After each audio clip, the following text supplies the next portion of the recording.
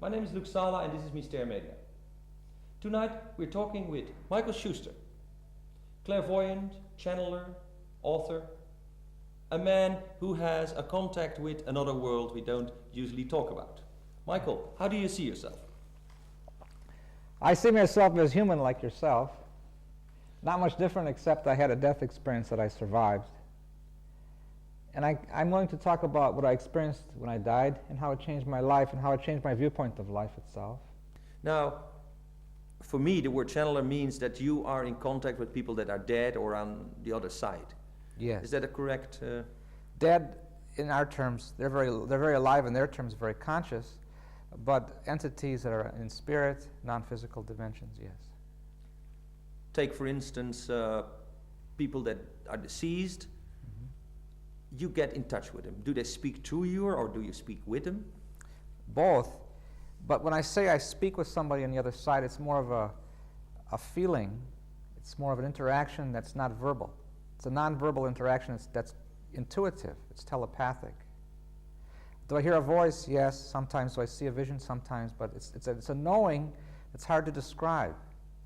But I've developed these capacities over time. Okay, now there are channelers who might sit in a chair and then suddenly they kind of get the other entity coming through them and they have the voice of that entity. Mm-hmm. That's not what you do. Not necessarily. I can put myself in a trance very quickly, but I don't generally spontaneously speak for other spooks. Okay. Now, your work with this has started at a certain moment in life. You haven't been always like clairvoyant or channeling. That's correct. So something happened in your life. What was it? I was driving in a Volkswagen convertible back in 1964, and the driver fell asleep, and the car rolled over. I was thrown from the car, and I awakened in the hospital having an out-of-body experience. That was the beginning of my conscious awareness of these abilities. And out-of-body experiences mean that you felt like you could move around in another space in another time? That meant I was not looking through my physical eyes. I could see myself on the bed, lingering on the ceiling. I could sense I had abilities I didn't have before that accident. Yeah, but now this is something, out-of-body experience, that, for instance, children have very often. And I remember when I was young, and I didn't know anything about this, but then thinking about, oh yes, but I did that sometimes. I was looking at myself. Is it something that all people have and we just forget? I think most people have out-of-body experiences like this, but our culture does not know how to validate the experiences, so we assume it's fantasy, but it's very real. And they give you pills and drugs and say, hey, you're a bit crazy. That's one possibility, yes. So you had an accident, and a thing like that is called a near-death experience? Yes, I had a near-death experience. And when you woke up, you found out you had entered a new phase in your life and a new possibility to see and do things. A new dimension of myself, yes, where I developed these abilities to be sensitive to energy, sensitive to consciousness, sensitive to seeing and hearing and knowing how to communicate with people in a different way. Yes. Now, this all has to do with awareness, consciousness, yeah? Yes. It's not something I can feel with my hands. These are things that happen in a different state of mind. Yes, in a different frame of mind. It's a reference point that we're not taught in school. It's a reference point that realizes we have inner vision as well as outer vision. Inner knowing as well as outer knowing. It's not a reliance on physical sight or hearing or touch, but it's a reliance on looking within in a meditative state to feel energy, to feel consciousness in a different and more expanded way. I see. Now, you say at school they don't teach you this, but are there other cultures where they did teach people about how to work with these energies, work with this consciousness? My sense is that indigenous tribes all over the world have taught their children to be alert to the earth in what we would consider an altered state. To them, it's part of their daily life. We don't talk to trees too much in the Western world, but in indigenous cultures, whether it be South America, whether it be American Indian, whether it be gypsies. Yeah. They have a closer tie with what surrounds them. With their surroundings, with a greater intuitive grasp of their surroundings, which is my business. Now, since 1964 this is? Yes. You made a career out of this, or it just happened to you? No, in 1964 was the timing of this accident where I had a near-death experience. And I had a classic encounter of moving through a tunnel. I merged with a bright, brilliant white light, As I merged with that light, I felt the presence of my soul. I could not separate myself from my soul. And I made certain conclusions about life from that perspective when I was dead that changed my life forever. But to skip around a bit, it was many years after that before I put all the pieces together to be able to talk about what I'm going to reference in this conversation this afternoon. Yeah, like the books you wrote. You wrote a book called Conscious Energy, and you wrote a book about conversations with Adolf Hitler. Now let's start with the last one, because it's kind of, I read the book and I was fascinated by the fact that you give a perspective on history that is actually quite kind. And I heard that you actually want to change the title of the book to something with forgiveness. Ultimate forgiveness. Yeah. For if we can forgive Adolf Hitler, who of us cannot forgive ourselves? That's what I want to name the book. Yeah, so what struck me was the kindness, that you look at people like not only Adolf Hitler and Stalin and Churchill, and you give a perspective that makes them at least human, and for some of us understandable. You can see where they came from and why they did it. Yes. Now, how did you get this information? Is it physically an experience that you can say, well, I lie down, or? To answer how I got the information for a book such as the Conversations book, I have to go back to my near-death experience. When I died, I realized, the first thing I realized was I was taking life too seriously, because I was dead and it was the happiest day of my life, and I was dead. So why was I taking life so seriously? When I came back into my body, I felt a strong need to take risks in my life and to come to know myself in a different way. And so I started to study meditation and self-hypnosis. And through the practice of meditation, self-hypnosis, I learned to concentrate, I learned to relax, I learned to be receptive to energy around me, to consciousness. You came to terms with this thing, what we probably call trance. Yes. For yourself. And that reminds me of, say, what shamans do, and what... Exactly. You come into this trance state, and there you have a view on the future, on the past, on relationships. Through the trance state, which was developed over 15 years, I was able to be sensitive to streams of consciousness coming into my awareness. And one such stream of consciousness contained the energy of Adolf Hitler, who identified himself to me in a car as I was driving home from the state of Pennsylvania one day. I used to live in Wisconsin in the United States. And this voice came into my head saying, I am Adolf Hitler. And I said to myself, yes, I'm Santa Claus, because I didn't want to believe him. And then I said, what do you want from me? And he said to me, I want to do a book through you. I said, why me? He said, because I had to find somebody, number one, who was Jewish in this life, who in their very last life was a Nazi, who learned to forgive himself for being the Nazi, learned to love himself in this life, and learned to channel. I had those qualifications. He said, do you want the job? I said, no, I don't think so. Then I could feel the presence of my soul coming into my consciousness. My soul said, Michael, if you take this job, you'll have no competition. So I thought, now from a business sense, this might make sense. So I said, okay, I'll take the job. What do I have to do? And then they told me to go home and sit in front of my computer and go into a meditative state and feel the same presence moving through me, and that's how the book came about, in front of my computer. Would you call this automatic writing then on the computer? I call it channeling, automatic writing. I would call it a sensitivity to the stream of consciousness that moves through me, where I pick up a certain sensitivity to the energy, to the vibration of that conversation. And I knew it was Adolf Hitler because it became something very familiar to me. He would get very angry, like he was pounding his fist. And I had to be very patient with him, but I had to demand certain qualities of his behavior to make this book a possibility. Are you saying that he kept his persona, his character, even after death? After death, Adolf Hitler's gone through a major transformation since his death. He was very insane in life, but he was very brilliant. It's dangerous to be brilliant, insane, and have an altered ego to the expanse of his altered ego, to be so strong in his altered ego that he could represent the Antichrist. So I'm not condoning what he did, first of all. But I am saying that since he died, he's gone through a miraculous change of focus where he's trying to forgive himself. But how can he forgive himself when the world judges him? And that's his dilemma. Meanwhile, this was the first thing that came out. So he's actually repairing the image that we have about him in order to forgive himself. Yes, that's his attempt to do that. He's having a big struggle with this. Because he still feels the world's judgment on his soul, and yet while he was alive, he did not believe in evil.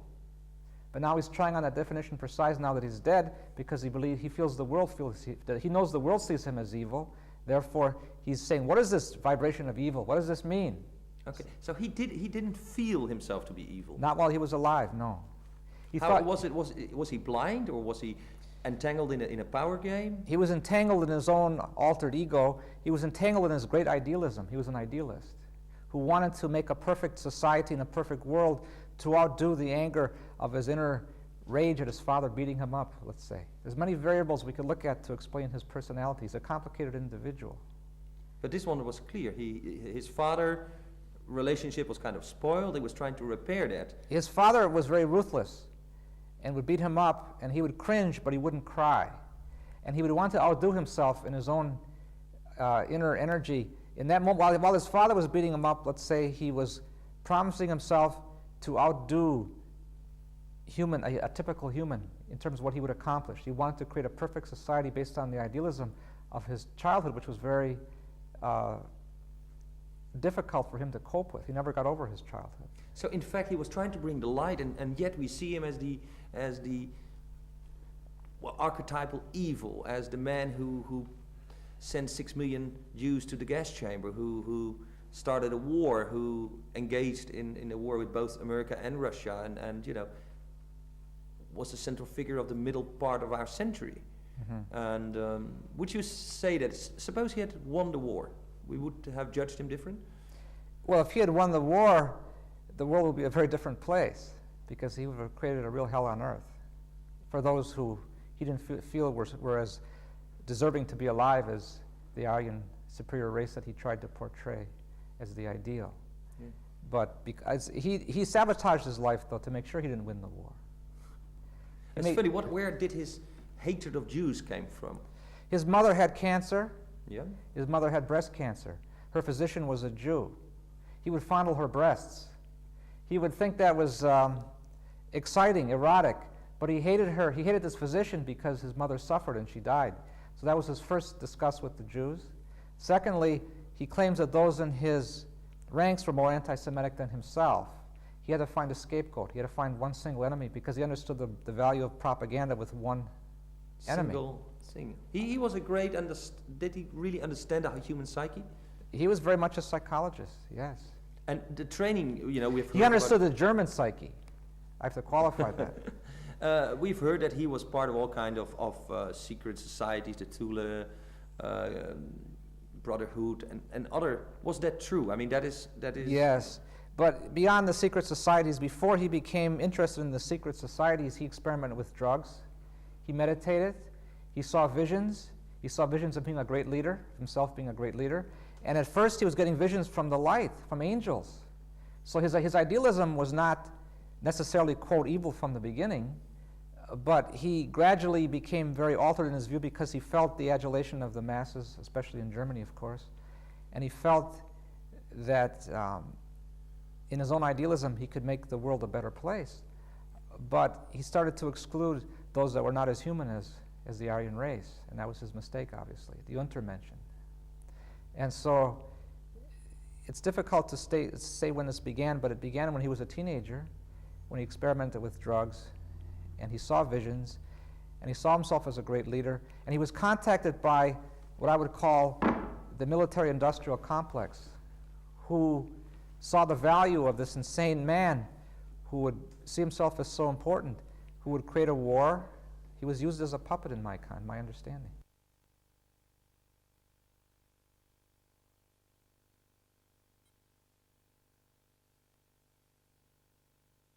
Michael Schuster, you work with people. Not only are you channeling entities, whatever, but you work with people. Yes. So we're gonna try to work with me. Just start with saying what is the general framework? Well, the general framework I do is I help to clarify people's focus in their life, to get to their priorities, and to cut through the distractions created by emotional roller coasters. And I get people into a sense of channeling their soul blueprint. The soul blueprint is the idea of, before you're born, you chose your parents. You have to agree to an agenda before you come to the earth. And so I get in touch with your personal agenda. And it has to do with channeling your chakras. Your chakras reveal, your chakras are energy centers within your body. In the country of India, the system of Ayurvedic medicine deals with chakras on a consistent basis. And so I deal with your chakras to reveal past lives, future possibilities, emotional challenges and emotional blocks. Let's try to make this clear. You say the energy patterns in the chakra define who you are. At this time, but it changes. Yes, that's true. The chakras are energy centers that define your perception of life, your worldview. It defines your strengths, your challenges, where you're heading and where you're coming from. It explores all of those pathways. In fact, there is a kind of similarity with this human design system which I showed you with the pictures. Exactly. There's a it looks like the same. It's the same, it's just a different tool, that's all. And now you said before that one of the purposes of life is to, from what we know consciously, to go to the subconscious and kind of merge the two. Exactly, because the subconscious stores fears and issues we don't want to deal with at the time, and to bring out those fears, embrace those fears, that is the Antichrist. And as we merge with the Antichrist, we bring out the Christ. So, in other words, you have, like, my name is Luke, and I have a dark side, it's called Lucifer. I have to look in the dark side of myself. You don't have to look at it as dark, but the shadow side, the resistance side, the side that is creating games. To understand your own games is to embrace the dark side. Same thing. Everybody plays games. I played games with years, thinking I had to accommodate women in my life. Where I decided to accommodate myself, I could accommodate women better. But that was my game. Everybody has their games. It's a sense of the life challenge I call games. It's all the same. It's how you want to look at life. But I look at it as a dark side, the shadow side, the side that's not clear. If we embrace all of ourselves, the whole idea of life is to know ourselves, so we love ourselves. Then we can understand what God is all about. Because until we know ourselves, we don't understand God. We're projecting images onto God. We're personifying God. It's not a personification, it's a process. Do you think God is like the thing that's everywhere and pervades everything, or is it more like a specific... It's all it is, and it's evolving as we evolve. It's an evolving process. Therefore, the Western definition of God as a finished product, a male image and God looking down upon us and judging us, I don't buy into that regime. I believe God is in all things. It's more of the Hindu model. It's the triad of Brahma, Vishnu, and Shiva, or it's the Buddha. It's the middle path. It's being in the present moment. It's being detached. It's the fullness without, the fullness within. It's all things. It's everywhere. It's our conscious, our subconscious. It's death and life. It's the process of life. That is God to me. Okay, let's talk a little bit about me, what you see for me. So I'm Luc Sala, I'm an entrepreneur. Yes. I'm a publisher, a writer, a poet. Yes. And just to give the people a framework, I'm 46 years old, I live in Holland. There have been some relationships in my life. I'm quite an active guy in some sense. Yeah. And what I lack is the feeling of where am I going? Well, now, where you're going is where you want to go, but in other terms, you're going where your soul wants you to go. And to integrate those two is to expand the ego. So if I look at Luc Sala, I can see that you have a very angelic perspective. You came here with a vision. The vision was you are very close to what you perceive as God, the goddess, whatever you want to call that. You feel it very strongly in your heart. You've had different times of acceleration in your life. You have an ease of dealing with people, with businesses, moving in and out of businesses, publishing business, communication business, Mr. 2000, whatever business you get into, you can make it flourish if you choose to. But then you would have a tendency to plant the seeds of the grass when the grass grows. You don't want to cut the grass, you want to move to other fertile ground. Do things and move on. And move on. Right, that's what I'm seeing in your energy. And so that would give you a tendency to be in many different places at once with many different hats. That's how I'm seeing your energy. Your challenge is to, as I would say it, make a commitment and make a decision. And through that commitment, you can feel, this can be in a relationship, it can be with a business, it can be with anything, into completion. And completion will bring you into an expansion to realize you can be who you always have been, but you can also recognize what it means to make a commitment and go into completion. That's true in your business life, in your relationship life. I see. When you say a commitment, you mean a commitment to a specific thing? A commitment to a sense of completion. I want to know everything I can about this situation. I want to know about this relationship. I want to carry it into completion. I want to understand what it means to make a commitment, whether it's to a business or relationship. I think you're toying with that idea, I'm thinking. But not only is that a challenge, it's also your genius. The pattern I see in my life is that I kind of try to escape getting into a stale, rigid situation. Exactly. But if you embrace the staleness and the rigidity of the situation you don't like, look within yourself to understand what it is about the situation. How do I feel trapped in this situation? And play with that a little bit longer, and then evolve into the bigger picture of why you're moving around. And that brings you into a new category of completion. Is this what you see or what you feel? I feel this in your aura. I can feel your aura. I can feel your motivation in life. You have a very dynamic personality. You're very charming.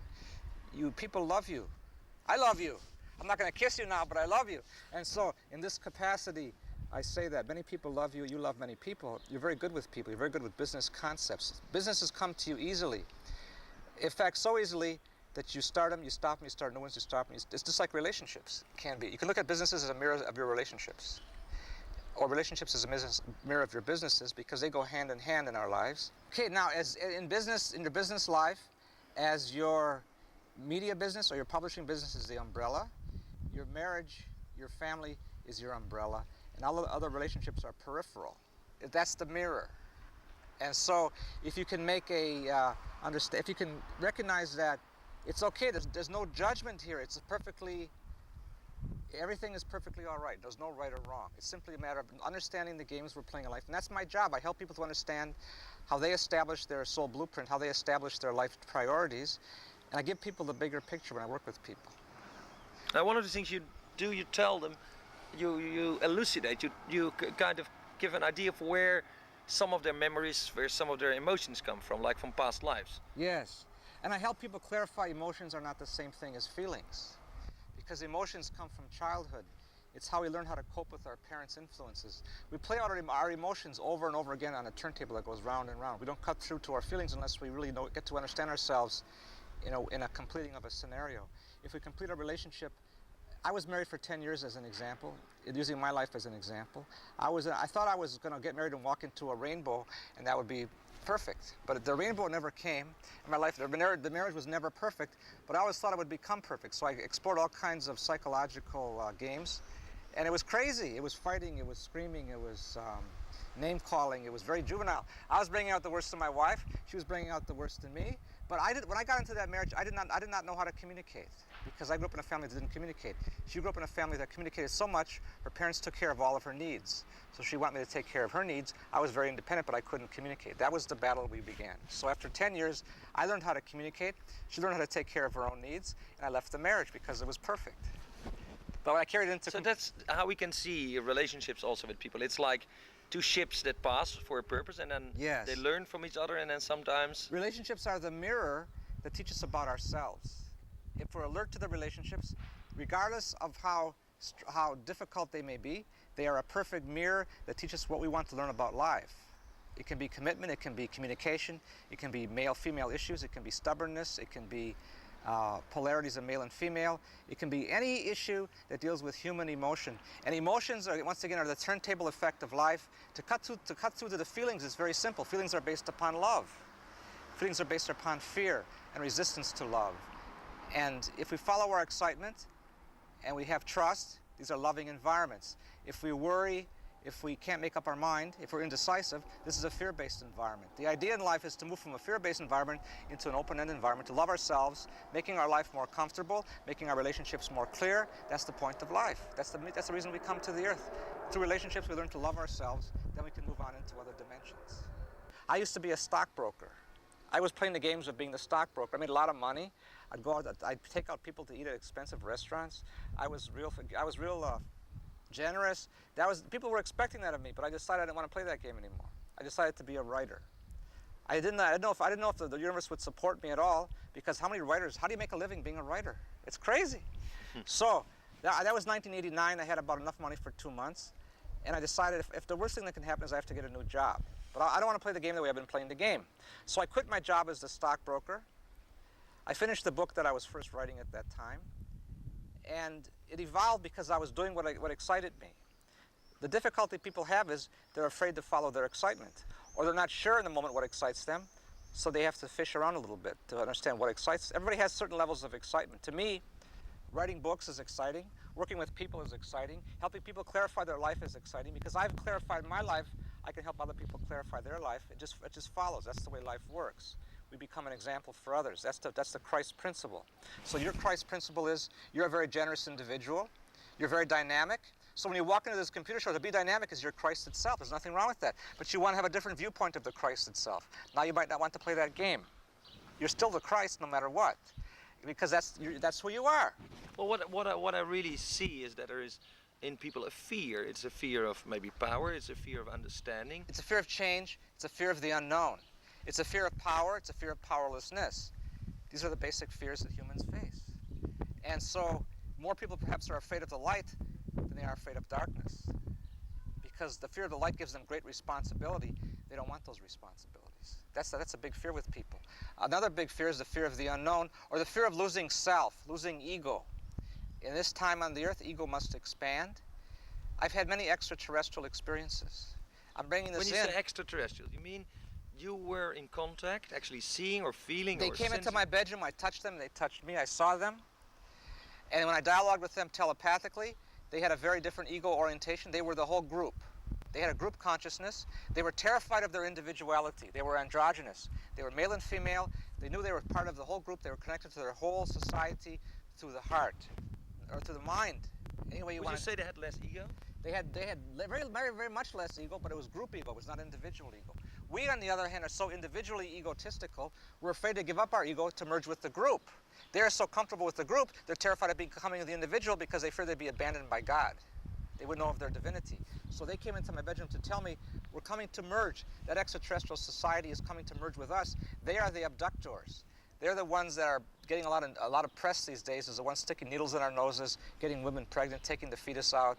All kinds of stories and conspiracies are circling around these theories of extraterrestrials. But are they true? Not really. What's the truth is, we are extraterrestrial and we are terrestrial. We're both. To recognize we are conscious, we are subconscious. We're dead and we're alive. We're male and we're female. We are terrestrial, and extraterrestrial is the realm of the soul. That's the future of human evolution. To realize nothing is outside of ourselves. We can never be victimized. And I told them to leave my bedroom. They said no. I said yes. They said no. I said yes. I said, what gives you the right to be here? Because I was terrified. And they said to me, you humans are a funny species. I said, how so? They said, you make agreements. You forget your agreements. You automatically assume you're being victimized. If you can remember your agreements, you cannot be victimized. They challenged me to remember the agreement. So and that's what you have done. Now, when I hear you, it sounds like maybe in the past, a long time in the past, some tribal communities had more of this sense of community and less of individuality. Yes, absolutely. Well, let's analyze this. You broke something in your right wrist. Right wrist is left brain. Left brain is logic. You're reorientating the priorities of your own logic. Does that mean I become more feminine? Perhaps more feminine, perhaps aware of feminine needs. They're within you, but they're also outside of you. That is the reason for the break in the wrist. I broke my right ankle terribly when I was married. I had to reframe a new sense of logic because I was in a marriage I didn't like. I was not willing to end the marriage. So I broke my right ankle. I had 3 surgeries on that ankle. I was hospitalized off and on for 6 months. I couldn't walk. I was a mess. It was much worse than your ankle, so I was more resistant than you. This was about 15 years ago. I was extremely resistant. I thought I was enlightened because I knew everything. But knowledge doesn't mean anything. You have to integrate it with experience. You have to move through emotional patterns of fear, unworthiness, guilt. You have to learn to embrace self-love. I hadn't done that yet. I have a poem about it. Yeah. The main line reads, wisdom is not knowing, but feeling the truth. That's right. That's right. That's perfect. So you know these things, and you can express Tell me how them I know these things. Because you have an open channel. Your crown chakra is wide open. You have great wisdom coming to you from past lives, and that wisdom gives you the right to have an easy life, to reflect upon your choices. It's time to reflect upon new choices, hence you broke your wrist. That's how I deal with people. I do it with the symbolisms of what's going on in their life. If it's their children, if it's their relationships, it's their business, it's their health, it's their money situation. It doesn't matter where you begin. You can unravel the soul blueprint anywhere in one's life. Okay. For the past month, I've had like an incredible amount of choices. Yes. Like maybe I can close this center or do something else with it or find someone else to run it. There's someone in America who's a really interesting chap, Are You Serious, who started Monday 2000, wants to start another magazine, asked me to help him to... His name is Are You Serious? Yes, Are You Serious? I love it! I gotta meet this man. Where does he live? He lives in California. Are You Serious? His real name is Ken Goffman, but he's okay. quite a... Are You Serious? Yeah. He is a cult figure. Yeah. But it's an opportunity to again get in, into what we call the new edge, is pushing the edge of technology and awareness and go out there and do it. Yes. On the other hand, why not just become what I am, which is a Dutch publisher with children that are doing fine. But you're much more than that. You're a Dutch publisher, you have a computer business, you have Mystere 2000, you have many offshoots of businesses, you have a family, you have friends, you have a lover, you have many people circling around the vortex of what you represent. And as you change your focus, you'll become more multidimensional. You'll realize that you are a healer, you are a teacher, you are a creator, you are all three. You are a creator of businesses, you help people heal themselves, you have a healing center. Wait a minute, where does modesty come in here? Modesty comes in by recognizing it all means nothing. Well, it means nothing. But you still can offer yourself as an example. That's what it means to become the Christ. You're an example for others to recognize you. I can't heal you, but if I heal myself, I can recognize that I'm doing my service. If I continuously healing myself. Yeah, but like for me, one of the reasons I make television is because I would like to show to the world that, like street people we were talking about, yes. that they have incredible wisdom. Yes. That, as I see it, a beggar in the street might have this sole purpose every day to meet one person. This is maybe a romantic idea that... I think it's true. That he every day has a chance to meet someone, to look someone in the eyes, get some money maybe, but thereby allowing this person to connect. When I quit my job as a stockbroker, my greatest fear in life was I would become a street person. So when I see a street person, I thank him for playing out the role I could have played, but I chose not to play it. I still have that fear within myself that I'll run out of money. Trusting my life process, trusting my abundance is still my issue to a degree.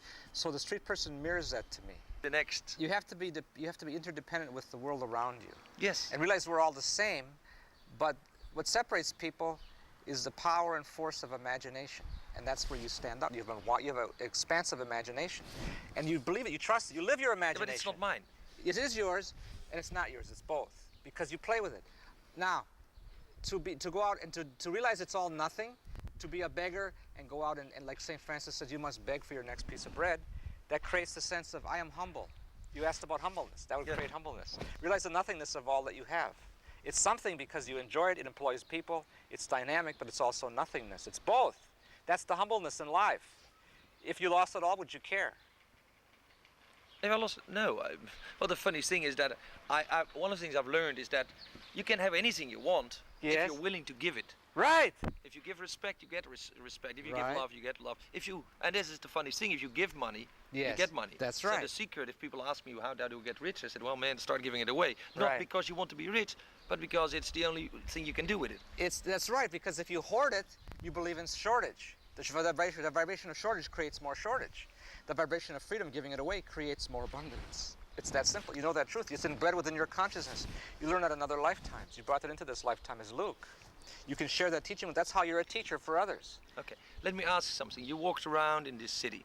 Yes. And this city has a few problems. Parking spaces is one, but that is universal. Yes. But another problem that this city has is that we have many people, we call them allochtoon, but people that come from Turkey, and they have all kinds of societies. Yes. How in the next 10 years in this city can we do something about integrating them?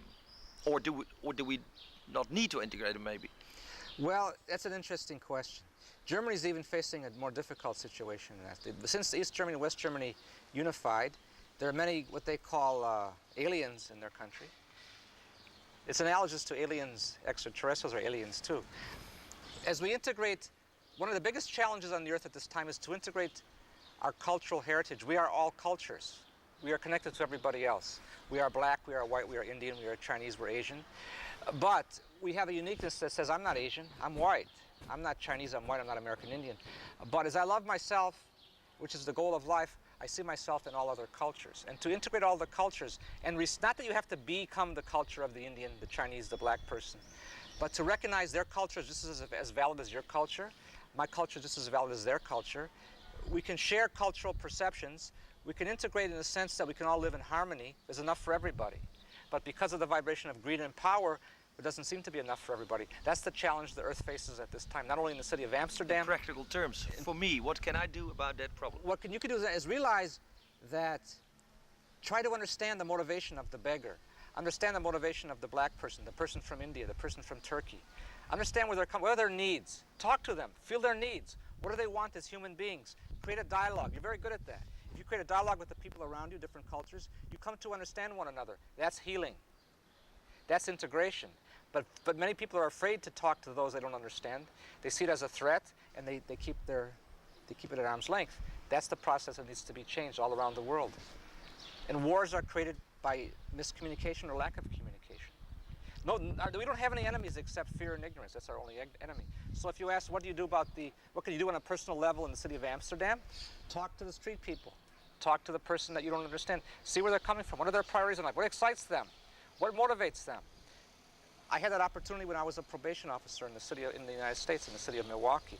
I worked in the ghetto of Milwaukee for 15 years. I talked to Indians. I talked to black people. I talked to rich people, middle-class people. I talk to a wide spectrum. People are basically the same. They want self-respect. They want love. They want to be accepted in the community. They want to feel good about life. And so on a very personal level, if you live in Amsterdam, it's becoming a multicultural city. Embrace all the cultures. It's beautiful. It becomes a melting pot. The Dutch is a welcome vibration for many people because it's a very open city. It's a very expressive city. Okay. Another concern of me, I've been involved with virtual reality. Now, sometimes not only can you look into people's past or in your own past, but you can look into the future. Yes. You get a picture of what is the future of computing? Where are we going? The future of computing is to dispense with the keyboard, to realize that virtual reality is the beginning of a new realm of consciousness, to understand the holographic universe. All is one and one is all. The future of computer technology is intelligent computers, is artificial intelligence, is virtual reality, is the vibration of realizing if you can simulate jumping into the screen and lose yourself in the imagination of the game of virtual reality or the scenario, that will lead to understanding through computer technology or the model of computers. Computers suddenly become self-contained. They no longer have a keyboard. The monitor is moved by your own conscious intention in the moment. You program the computer. Are you saying that we, beyond the level of where we see the mind as a machine, arithmetic machine, yes. Marvin Minsky, where there's no God in the equation, no consciousness in the equation, you're saying that in fact we will see the computer as the evolved computer as a meme, as a model to understand awareness and consciousness? It's a model of consciousness because we create it through our own consciousness. We create that computer. It's moving parts. It's mechanical, but it becomes a model, a mirror of our own consciousness. And then ultimately we dispense with all tools. We ultimately don't need any more tools such as computers because we have it all within ourselves. That's one of the visions you had about virtual reality, say, 20 years from now. Virtual reality becomes a very significant aspect of understanding the nature of the soul ultimately. As it's a tool that evolves as a tool of consciousness and thus of God. But right now it seems to be a mechanical tool, but it evolves into a conscious, God-filled tool. What you described was like it would evolve into, or something that we could call virtual reality, but what it isn't because it doesn't use... I saw virtual reality in the year 2012 of one of my future experiences. I was on a seashore and a screen popped out of nowhere. It just suddenly was there. And out of that screen popped out a carriage with CD discs, CD-ROM drives, all kinds of gadgets we have today. And somebody said, what year do you want to follow? Somebody said 1896. And the guru said, okay, well, we'll look at it into 1896. They put 1896 into this projector. It projected an image on that screen. We could see a film strip of 1896. Everybody jumped into that screen without any computer, without any goggles. It's virtual reality, but it's the next generation. They jumped into it? They jumped into the screen. And I jumped in with them. I was in 1896. It was happening right now. Suddenly we are in 1896. I walk around, I talk to the people. I get into a relationship, I get out of the relationship. I move into fear, move out of fear. I understand the whole spectrum of 1896 in about 3 hours. An alarm clock goes off in my head. It's time to close my eyes, go back to the beach. I'm back on the beach. We talk about our experience. That's in 2012. Astral travel? Astral travel, interdimensional travel. I don't know. It's all of that. That's the future of virtual reality. But if that's true, then the engineers we would really need to train are not computer engineers. We should train psychologists and maybe philosophers. Psychologist merges with computer technology. It's a new psychology. It's a new worldview of sociology, of psychiatry. It's a study of the mind, a study of human awareness, human potential, human consciousness. It's okay to have tools, but they become more heart-centered. Very much with consciousness, very much with God-centered flow moving through them. And so the future of technology on the earth is not technology that pollutes, but that integrates experience. You see a happy world coming? Yes, but before the happy world comes, it becomes more polarized. It becomes more exaggerated. We're at that point of exaggeration right now. By the year 2003, we live in Alice in Wonderland. It's beautiful. And by the year 2050? 2050, the calendar doesn't even exist at that time. Time itself is a different commodity. It's not linear. We create time consciously. We expand time or we contract time. We're in no time. We're in the present moment by 2050. But by the year 2012, we will not recognize 1996. This will be some primitive time of the dinosaurs. That's how fast we're evolving. That's how I see it. Isn't there a danger that today we are putting all the world's knowledge, not wisdom, into big computer banks, and we call it the World Wide Web, and we made it accessible to everything, and we put, in effect, we put our heart, our knowledge from here into a computer. The World Wide Web is keeping it in the present moment. It's all happening right now. Just turn on your computer, it's right now. But is that a positive thing? I think it's positive because in the future, not only will we have the past, we'll have the future in the computers, future probabilities, past probabilities. From the present moment, the past is recreated and so is the future. We change the past, we change the future from the present. All that exists is the present. So the World Wide Web is creating a more expanded present. So it's very useful. I think it's very, very useful. I don't care if there's a monopoly on the web or not. It's very useful. But there's not a danger that we get out of touch with this knowledge that we put out there. I don't think so. I think it helps us to learn the lessons of the past and not to repeat them ultimately, because it's right here in front of us on a computer screen. If we choose to browse the web, and those that don't browse the web they can go to the library, go into a bookstore, go into meditation, go into prayer. Everybody has their tools. They're all equal. They all lead to the same path. The path is self-awareness. Self-awareness leads to self-love. Self-love conversely leads to greater self-awareness. It creates a cycle of why we come to the earth. That's the reason for being here. Well, I learned a little bit about why I'm here. Okay. Michael Schuster, about why we are here. But on a very individual level, if you look in your life, are you finding your life exciting? Is your job exciting? Is your relationship exciting?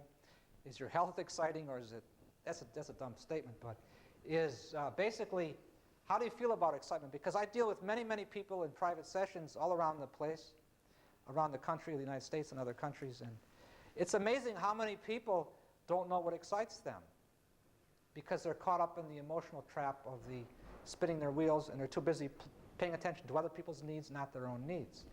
And so you have to ask yourself these questions. Are you excited about life? And if you're not, why aren't you? And what choices aren't you looking at? And if you start making a notebook, if everybody buys a notebook and writes down your excitement quotient, do you like your job? Do you like what you're doing? Do you like your relationships? Whatever questions you can compose to generate an idea of your excitement level, that would be a very beautiful way to avoid accidents, to avoid aging, to avoid dysfunction, to avoid codependency. These patterns are rampant all over the earth, yes. So the truth is, we are individuals, we all have our own agenda. And if we follow the dictates of self-love by following our excitement, moving into the vibration of self-forgiveness, taking risks in life, taking changes to force us to confront our fears that the risk implies, these are the tools of enlightenment. These are the tools of awakening. Michael. Yes. I just had an idea that maybe Merlin would like to speak on all of this. Merlin, okay. Merlin's a big part of the Hitler book. Take this with a grain of salt, but Hitler's soul is a student of Merlin. Okay, I channel Merlin among other entities, and Merlin's the most spontaneous of all the entities I could ever channel. because you can't pin down who Merlin is. So I'll bring through Merlin in this quest of spontaneity this evening. And let's see what Merlin has to say. I will sit down for this one. If you have never heard of Merlin, this channeling won't help you out. Hold on a moment.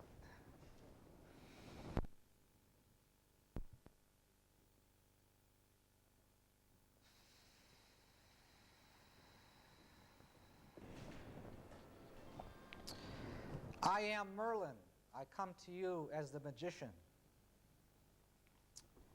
I am born and I die like yourselves. But in the cosmic scale of understanding, I am born in the darkness and I die in the light. And I recycle this birthing process throughout the creations. I'm within the eye of the God and the Goddess that you know as the Creator. I was part of Earth history, you might say, in England. But where did King Arthur take place? Where was Lancelot? Where was the vibration of Merlin? Was it on the earth as you understand it, or was it in an astral overlay of the earth? I will not answer this question at this time. But I say to you, I am that I am, and so you are. In the vibration of Merlin, we all are the same. But what creates individuality is uniqueness of spirit, which never dies in the vibration of death and rebirth. You are uniquely yourselves. You are uniquely the vibration of the soul that you know yourself to be, or that you will soon know yourself to be. I am Merlin. I cannot be pinned down, for I am something else the minute you try to define me. I am a slippery fella who is between your thoughts, between your conscious and your subconscious, between life and death. I'm always between. For I cannot be cornered because I am the great equalizer. I help you to make decisions and step off the fence that you like to call it. And so I was part of World War II, you might say. I helped orchestrate the choices of humanity to create such a dastardly experience. For I help people get off the fence, indeed. I am Merlin. I operate in all dimensions simultaneously. I do not know the boundaries of time or space, for I'm within all time and all space and outside of time and beyond time. I'm in the creation. I'm in the momentum of the creation like the angels that you believe in, the guardian angels, the archangels. Yet I am not an angel because I am a mischief maker. I'm not Lucifer either. But I am that I am. I'm all of these ideas. I am none of them. So are yourselves, all of these ideas and none of them. For explore the nothingness of your life. Explore the importance of your life, and between those extremes, you will find my resonance, my vibration. I am that I am, so you can be. So you can be yourselves. I help you be yourselves by helping you make choices in your life. I'm tied into the vibration of free will. I live in the past, I live in the future, but truly that's an illusion. I only live in the now. For all there is in my perception is the now. For within the now, all creation exists simply for the purpose of existence. To be or not to be is the truth of the creation. As Merlin and as the magician, I move into dimensions that call upon me and my skills. I've been called upon to serve the earth at this time by invitation. Perhaps you do not remember inviting me, but I say to you once again that has been said already this evening of your time. Many choices take place in your dream state and before you're even born.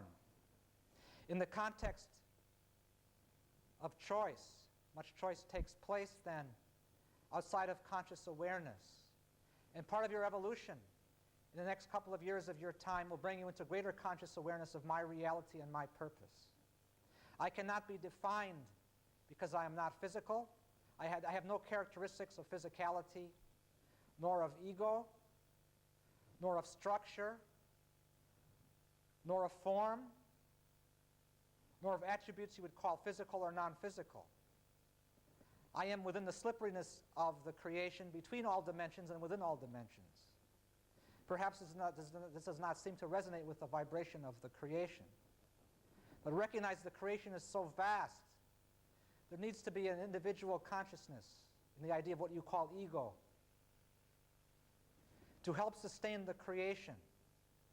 I'm that sort of an individual. I cannot be defined, but I can be experienced.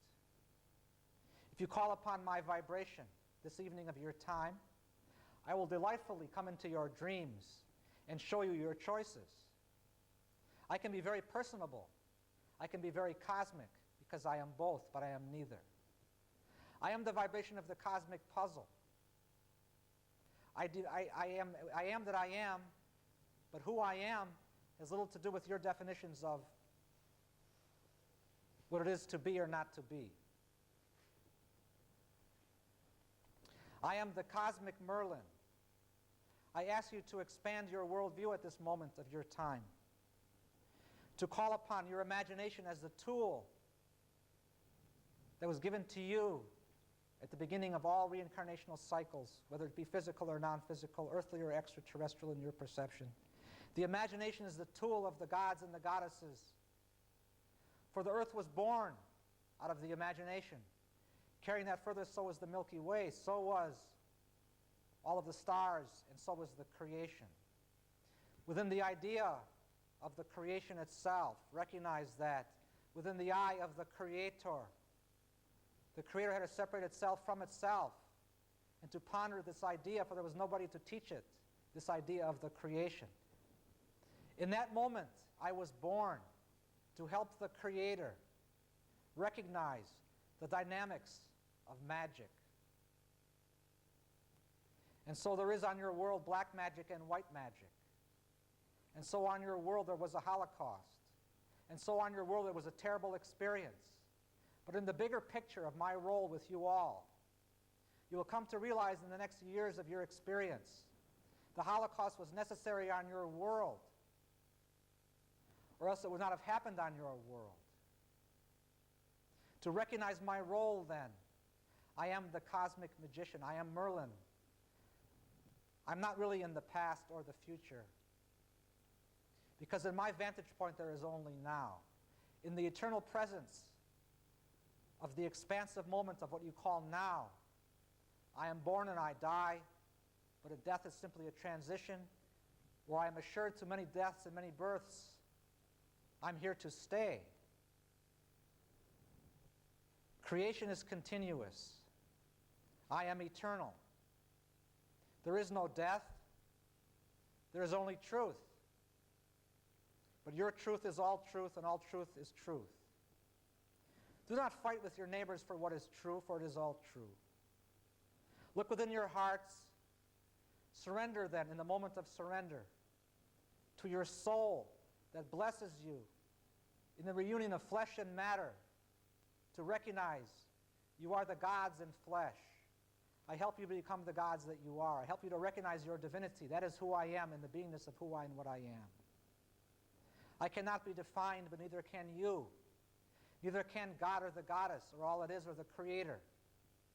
For the creation is a process that continues into eternity. I am eternal, and so are you. And that is my only message for you at this time. There is no other way you can define me except to remind you of your eternal nature and eternal validity.